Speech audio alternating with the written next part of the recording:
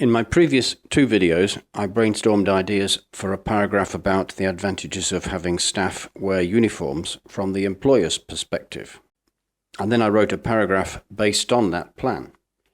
In this video, I'm going to turn that paragraph into a high band score one. Lots of people think you can get a high band score for cohesion and coherence in Writing Task 2 by using firstly, secondly, moreover, finally. But I'm going to show you that this is not the case.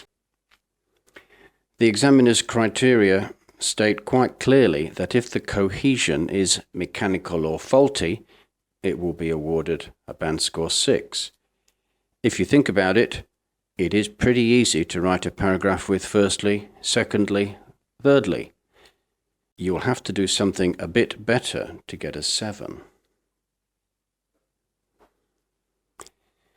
Obviously, the cohesion in my paragraph isn't faulty, but it certainly is mechanical. So let's set about fixing it. The first thing I'm going to look at is the topic sentence. My original one is okay, but it would be quite easy to improve it by mentioning the supporting ideas.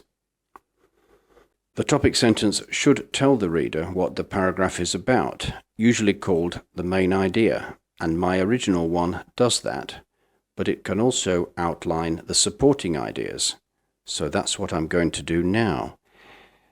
In this case, I'll use because they, the staff, can be identified and because it helps branding and team spirit.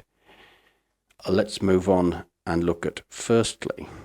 Instead of firstly, I'll write with regard to identifying the staff, which gives us a nice link between the first two sentences.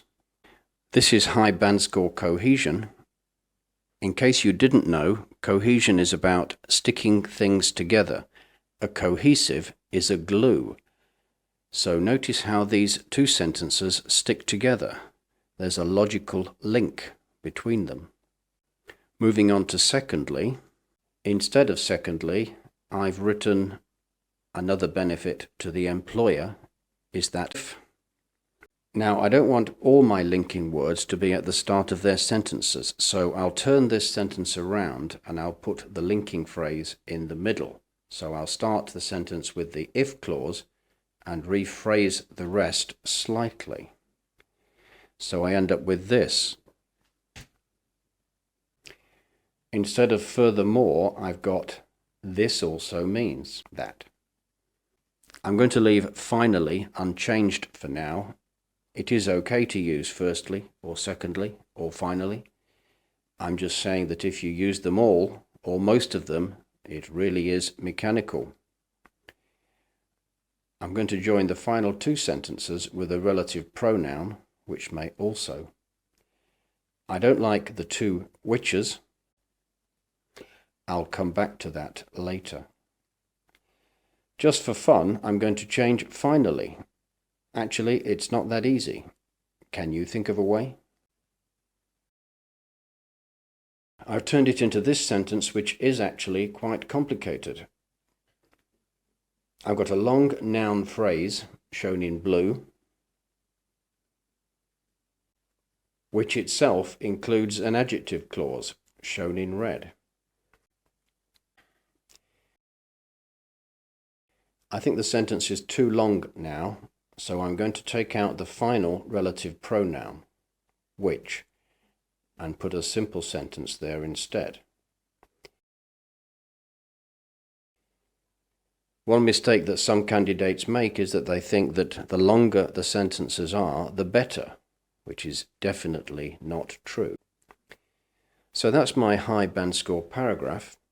Of course, there's no such thing as a high band score paragraph on its own, and the examiner will only award a high band score if the rest of the answer is of a similar standard.